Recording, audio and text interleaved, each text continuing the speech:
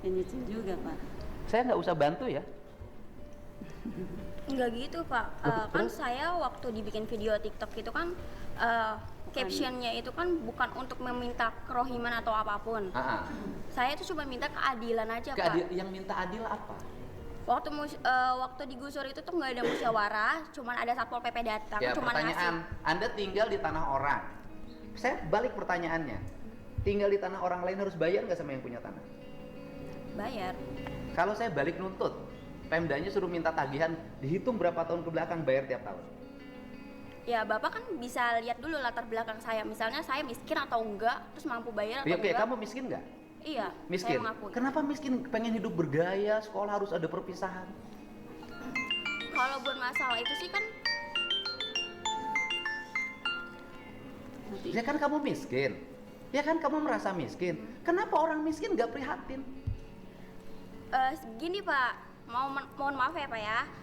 Saya bukannya menolak kebijakan Bapak. Saya Bukan kebijakan saya, itu kebijakan bupati. Iya, maksudnya apapun itu saya mendukung. Cuman jangan dihapus Pak, nggak semuanya orang itu kan bisa terima.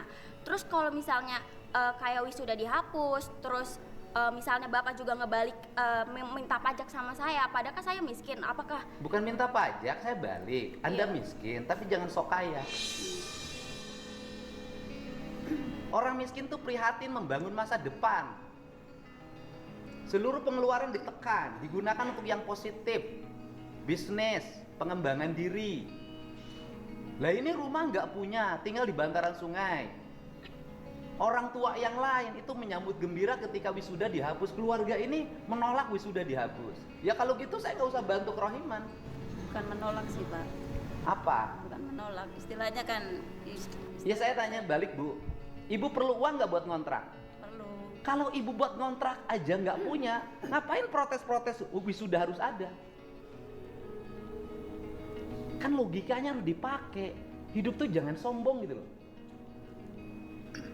Ibu buat ngontrak aja nggak punya, tapi ibu merasa bahwa wisuda lebih penting. Saya lebih penting mana?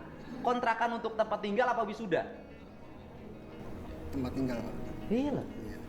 Anda teriak-teriak nggak punya untuk ngontrak, tapi satu sisi anaknya protes harus ada wisuda. Saya kan pusing dengerinnya.